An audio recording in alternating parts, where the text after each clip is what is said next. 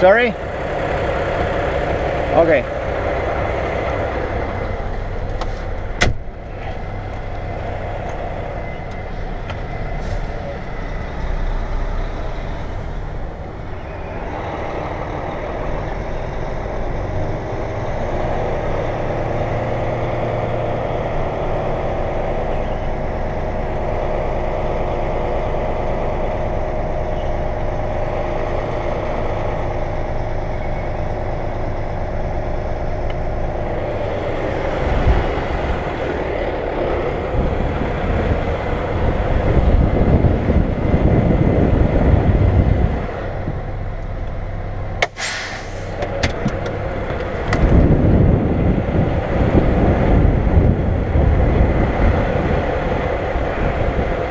First way. Yeah, first way. Truck number 216. Alright, coming up to the line, you're at. Thank you.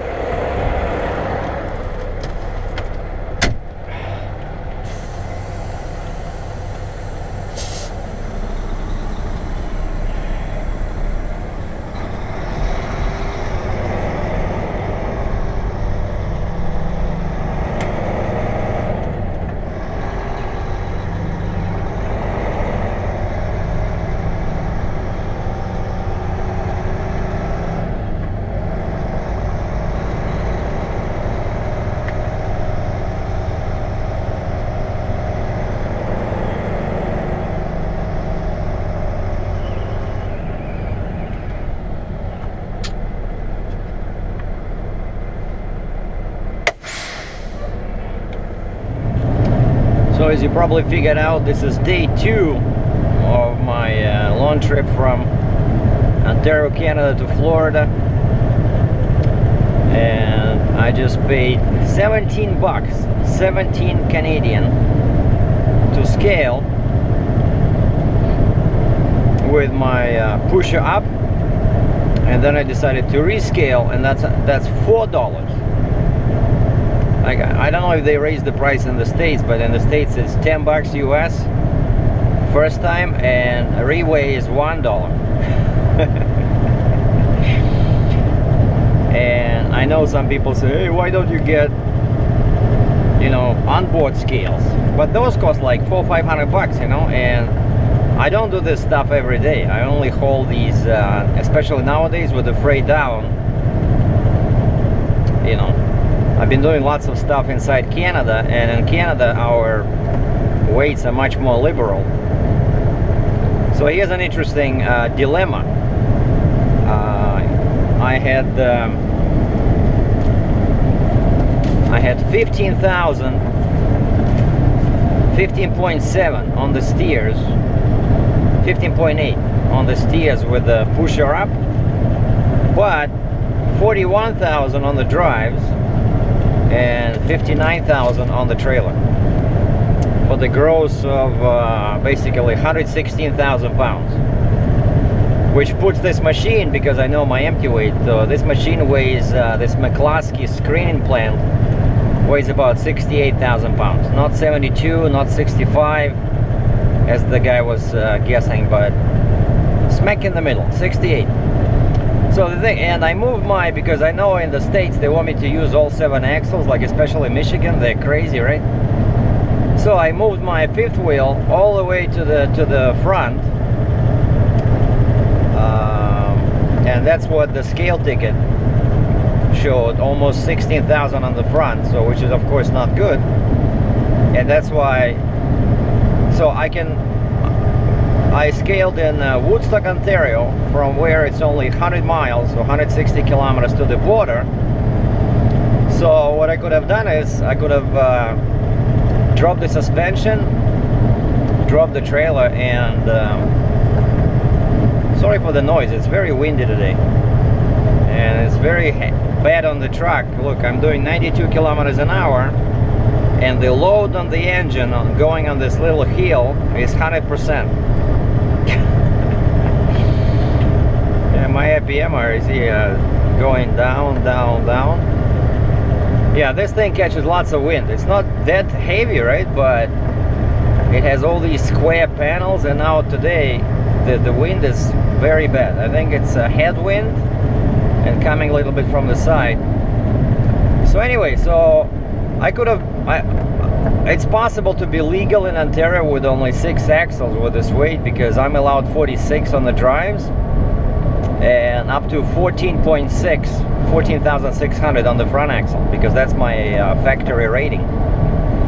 So all I had to do was move the 5th wheel to the back to take off this extra 2,000 pounds from the steer axle, right? And then I would be legal. And then I don't have to use the pusher. But 100 miles from here, I'm at the border with Michigan.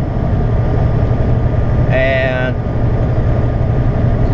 then I would have to move my 5th wheel back, because if I don't and I use the pusher and my steer axle, let's say was let's say, I don't know, 13,500, that pusher would grab probably like 4,000 or 5,000 pounds of that front axle, and the steering would be very light, which is dangerous. So, you know, when you use the pusher, it's always a good idea to have the 5th wheel closer. So I decided to be lazy, and I didn't move my 5th wheel. I just kept driving in Ontario with my pusher axle. So this way I'm legal. I'm still legal in Canada, but of course I have 4 more tires on the ground, which affects my fuel economy a little bit. But what fuel economy are we talking about here? Like, I'm 116,000 pounds and it's windy, right? So I don't think 4 tires would make it any worse than it already is. And some guys are just, I laugh when I read these comments, you know, like one guy was asking, when you change your rear ends, did that help with the fuel mileage? Come on, guys. You know, I'm hauling excavators and dozers and graders. This is not the kind of operation where you expect you know, 8 miles per gallon, you know. If you want fuel economy, you just drive a pickup truck with a trailer, with a very small trailer. As soon as you get into something like this, you're lucky to get 7. Okay, like this guy, right? 5 axles. But with 7 axles, I would probably get 5, 4.5. You know? So it's not about fuel economy, but that's why they pay us the big bucks. There's 2 scales on both sides of 401. I wonder how much money they spend on these lights and concrete and those towers in the middle. Looks very expensive. That's where all our fines go, right?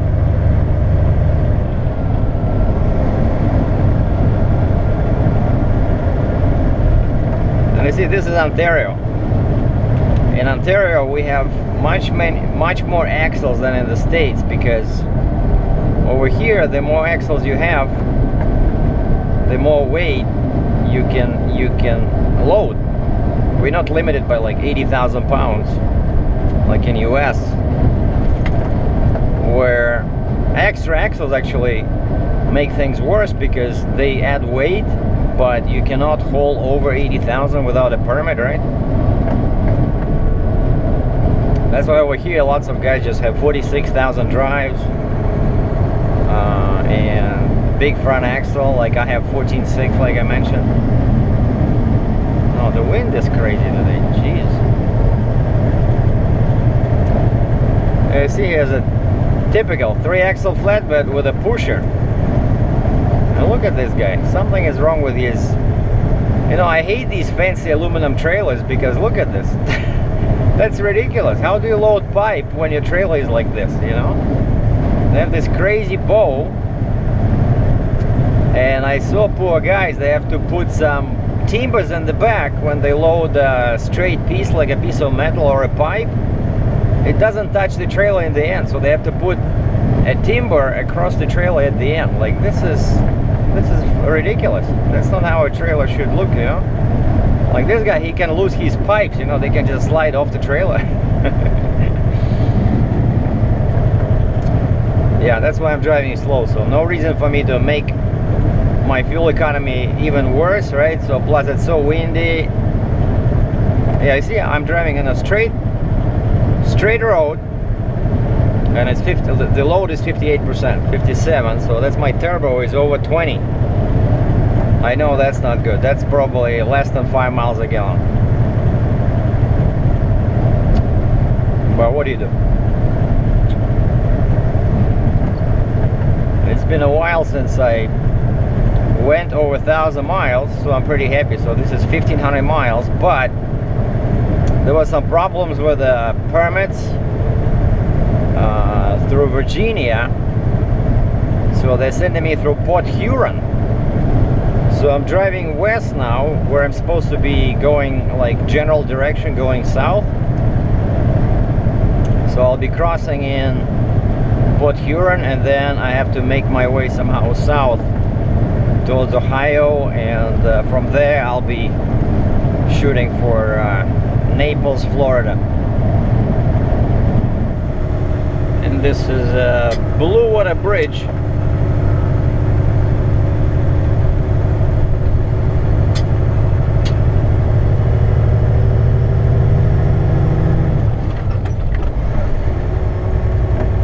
I hope the wind will die down on the other side of the river.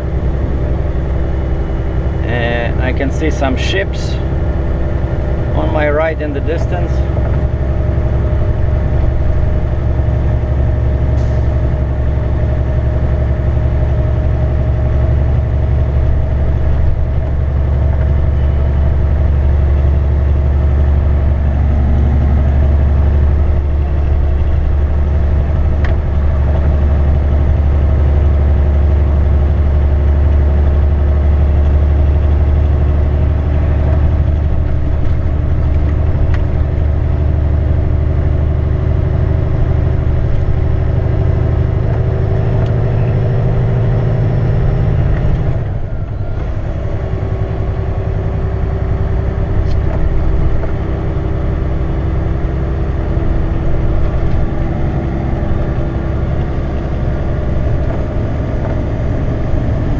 We're in Michigan.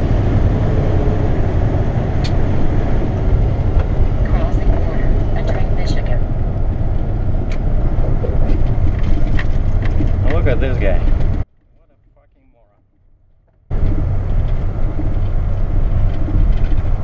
So he's not fast. Only fast trucks are allowed in this lane. But he got tired driving behind me. This is the border. Like, where are you rushing? Like, the traffic is stopped over there.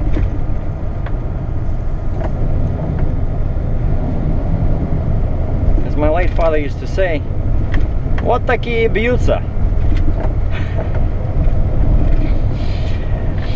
Which means that's exactly the type of people who get killed in accidents.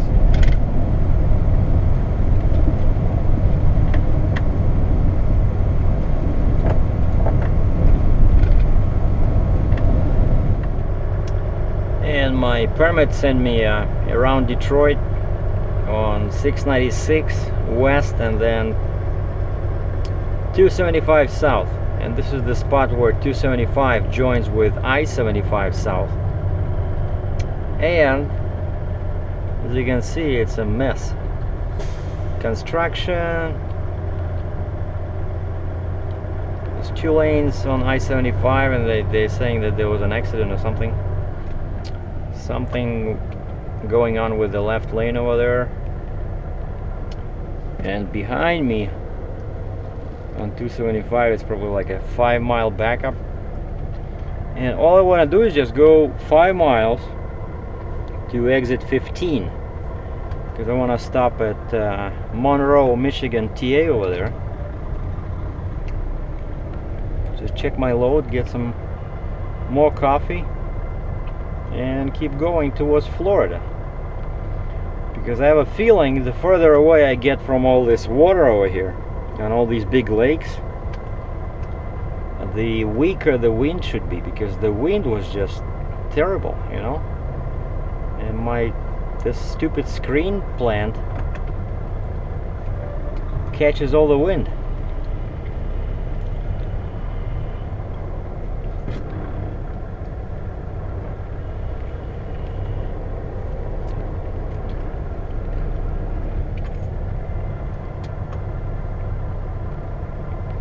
Yeah, it's gonna be a long 5-mile drive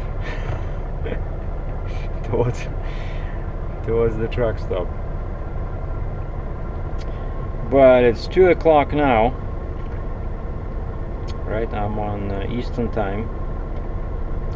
So by the time I reach the TA, there may be what, like half an hour break. I'll just have like a couple of hours left till dark, and I don't want to drive past darkness because then I won't be able to find any spots at the truck stop. I'll probably stop somewhere in the middle of Ohio, because this is see the mile marker 20, so that means it's 20 miles to the border of Michigan and Ohio. And I just met another fan. This is Monroe, Michigan, and some guy was parked over there, and I was just about to start my the engine, and I see a face, you know, like we recognize each other, right? So I see a Russian, right? A Russian guy, and he has a Volvo and a 3-axle step deck, and he says his wife is a dispatcher slash accountant slash boss, and he's the driver. So basically they have one truck and they're independent. And he says basically his message was don't do it. I say why, and he says, well, he gets his loads on the DRATCHEV load board, which in Canada is known as load link. And he says he mentioned something interesting I never heard before about the magic number 12. He said if you have only one truck, or you know, less than 12 trucks, he says all you'll be able to do is deal with brokers. Basically, he says it's very difficult to get a direct shipper give you a load unless you have at least, you know, 12 trucks. And actually I don't know what's wrong with that, but and I don't know, something gave him the idea that he thought that I was independent. I said, I'm not independent, I work for a company. I have a percentage pay, so I'm pretty happy about the money, so I'm not moving anywhere for now.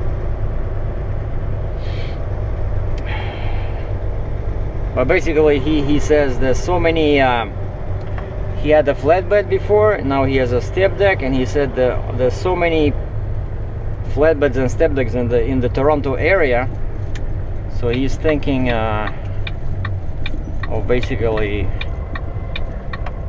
selling the truck and trailer and trying something else, because the rates are basically very low right now.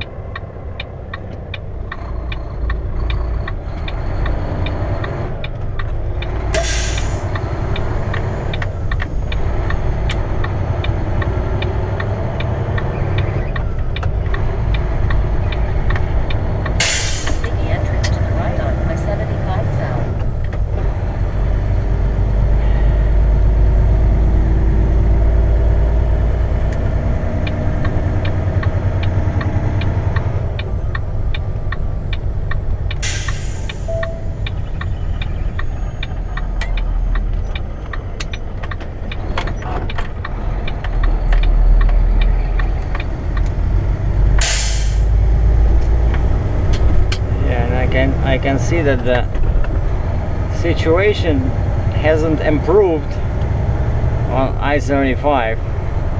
Yeah, they have a left lane closed. There's some kind of an emergency repair in the left lane, and it's construction zone, and now the left lane is closed.